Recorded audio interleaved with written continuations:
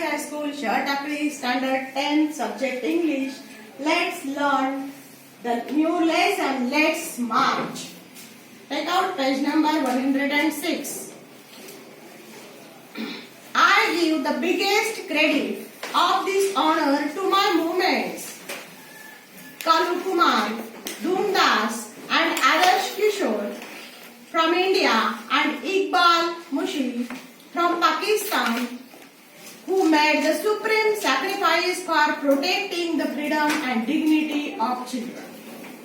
I humbly accept this award on behalf of all such martyrs, my fellow activists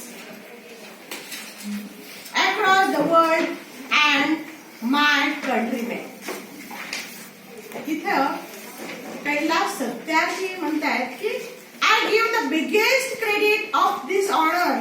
या सगळ्या माझ्या कामाचं मी माझं हे जे क्रेडिट आहे ते देतोय या माझ्या मुवमेंट मधल्या लोकांना, जे भारतातील काही लोक आहेत त्यांनी यासाठी काय केले, बलिदान केलेलं आहे, सॅक्रिफाइस केलेला आहे. कोण आहे? कालू कुमार, धूमदास आणि आदर्श किशोर यांनी या कार्यामध्ये खूप मोठं योगदान दिलेलं आहे. त्याचबरोबर पाकिस्तानचा कोण आहे? इक्बाल मुशी यांना सुद्धा ते क्रेडिट देतात की म्हणतात माझ्या कार्याचं क्रेडिट मी त्यांना देतो, कारण त्यांनी या कामामध्ये, या कार्यामध्ये खूप मोठं योगदान दिलेलं आहे. कोणतं काम? For protecting the freedom and dignity of children. मुलांचं फ्रीडम प्रोटेक्ट करणं, त्यांना स्वातंत्र्य मिळवून देणं, त्यांना गुलामगिरीतून बाहेर काढणं आणि त्यांना dignity means self respect. Dignity means self respect, प्रतिष्ठा. त्यांना प्रतिष्ठा मिळवून देण्याचं काम, त्यांना सेल्फ रिस्पेक्ट मिळवून देण्याचं काम यांनी केलेलं आहे. म्हणजे पुढे म्हणतात I humbly accept this award. हे अवॉर्ड जे आहे ते मी ऍक्सेप्ट करतोय, अगदी विनम्रपणे ऍक्सेप्ट करतोय on behalf of all such martyrs, my fellows activist across the world and my countrymen. ते म्हणतात की अशा सर्व जे बलिदान करणारे लोक आहेत त्यांचं, त्याचबरोबर त्यांचे सहकारी, कार्यकर्ते आणि देश बांधवाच्या वतीनं मी हा पुरस्कार स्वीकारत आहे, असं कोण म्हणतंय? कैलास सत्यार्थी. पुढे ते म्हणतात my journey from the great land of Lord Buddha, Guru Nanak and Mahatma Gandhi, India to Norway is connect between the two centres of global peace and brotherhood, ancient and modern. ते म्हणते माझा प्रवास, त्यांचा प्रवास इंडिया टू नॉर्वे कसं झालाय? भगवान बुद्ध, गुरु नानक, महात्मा गांधी अशा महान नेत्यांच्या भारत भूमीतून, महान जी लोक आहेत त्यांच्या भूमीतून, म्हणजे त्यांच्या स्वतःच्या मातृभूमीतून म्हणजेच भारतातून त्यांचा प्रवास नॉर्वेकडे झालेला आहे. मग विश्वामध्ये शांती आणि बंधुता, त्याचबरोबर प्राचीन आणि आधुनिक केंद्राला जोडणारा हा एक दुवा आहे असं ते म्हणतात. Friends, the Nobel committee has generously invited me to present a lecture. तर फ्रेंड्स ते भाषण करतात तेव्हा ते समोरच्या लोकांना उद्देशून बोलतात की फ्रेंड्स, मित्रांनो, नोबेल कमिटीने मला सन्मानाने सांगितलंय की काय, invite me to present lecture, मला लेक्चर प्रेझेंट करायला सांगितलंय, मला व्याख्यान द्यायला सांगितलंय. Respectfully I unable to do that. मी अगदी रिस्पेक्टफुली सांगतो I am unable to do that because I am representing here the sound of silence. ते काय म्हणतात, मी हे करू शकत नाही कारण मी इथे काय करतोय, रिप्रेझेंट करतोय कशाला? साऊंड ऑफ सायलेन्सला. आता शब्द कसा आहे, साऊंड म्हणजे ध्वनी आणि सायलेन्स म्हणजे शांतता. शांततेच्या ध्वनीचा मी काय करतोय? प्रतिनिधित्व करतोय. क्राय ऑफ इनोसन्स म्हणजे निष्पाप आक्रोश.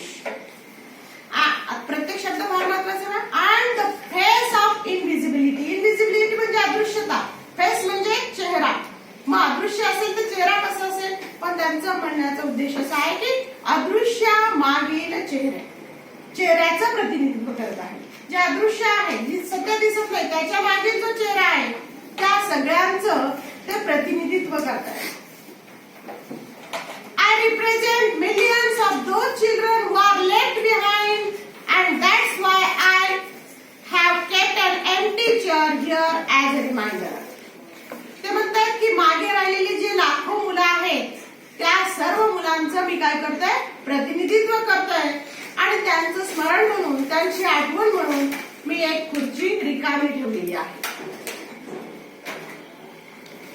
I have come here only to share the voices and dreams of our children.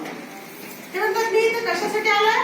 मी इथे आलोय या मुलांचा आवाज, या मुलांची स्वप्न तुम्हा सर्वांपर्यंत पोहोचवण्यासाठी. Because they are all our children. कारण ते सगळे काय आहेत, आपली मुलं आहेत. Gesture to everyone at the audience. Audience कडे बघून ते बोलत आहे. I have looked into their frightened and exhausted eyes. I have held their injured bodies and felt their broken spirit.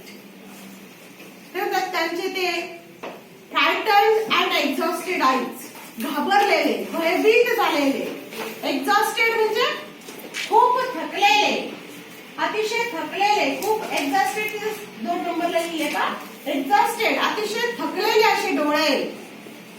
And I have held their injured bodies, जखमा झालेले शरीर. Injured bodies म्हणजे जखमा झालेले शरीर. And felt their broken spirit.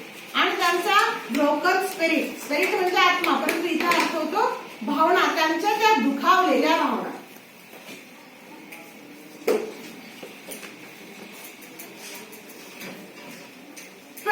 Years ago, in the foothill of the Himalayas, I met a small, skinny child laborer.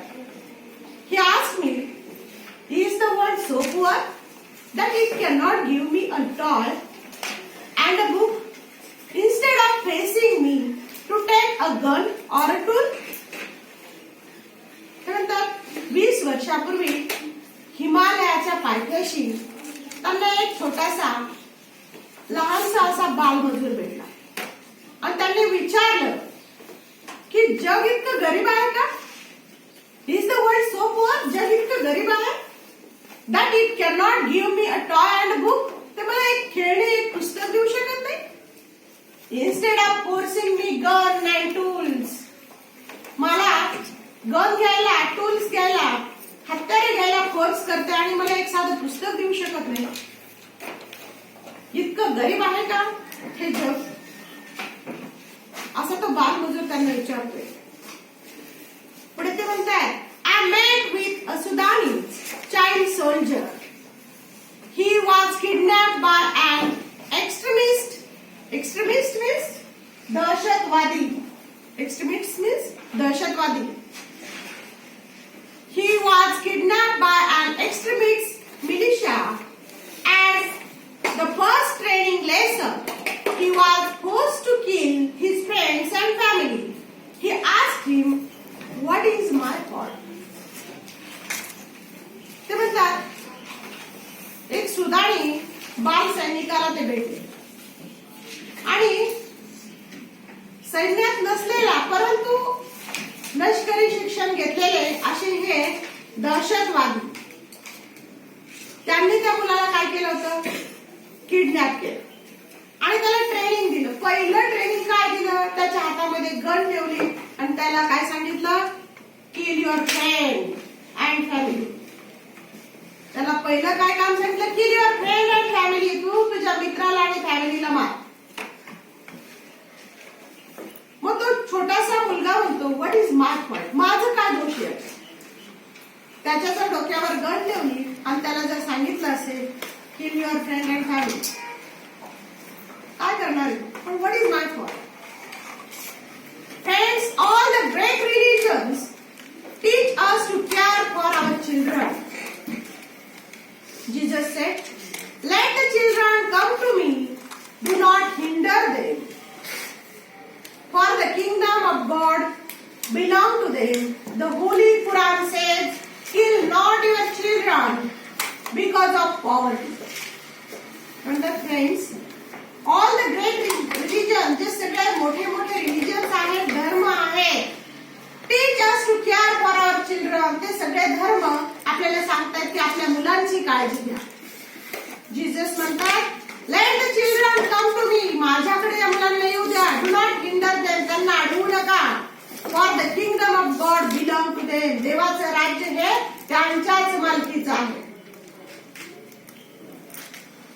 The Holy Quran says, पवित्र कुराण काय म्हणते?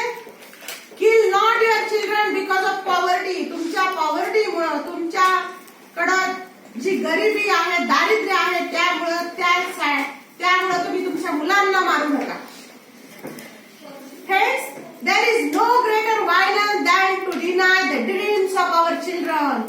अतिशय सुंदर वाक्य ते म्हणतात की मुलांचं स्वप्न मारणं याच्यापेक्षा मोठा गुन्हा नाही. Therefore, I refuse to accept that all the temples and mosques and churches and prayer houses have no place for the dream of our children. ते म्हणतात की मुलांच्या स्वप्नाचा चुराडा करून, मुलांचे स्वप्न नष्ट करून त्यांना वाईट वागणूक देणं या इतका दुसरा कोणताही मोठा गुन्हा नाही. आणि जर मंदिर असेल, मस्जिद असेल, चर्च असेल, प्रार्थनागृह असतील, यामध्ये जर मुलांच्या स्वप्नाला स्थान नसेल तर ते मला मान्य नाही. बघू कसं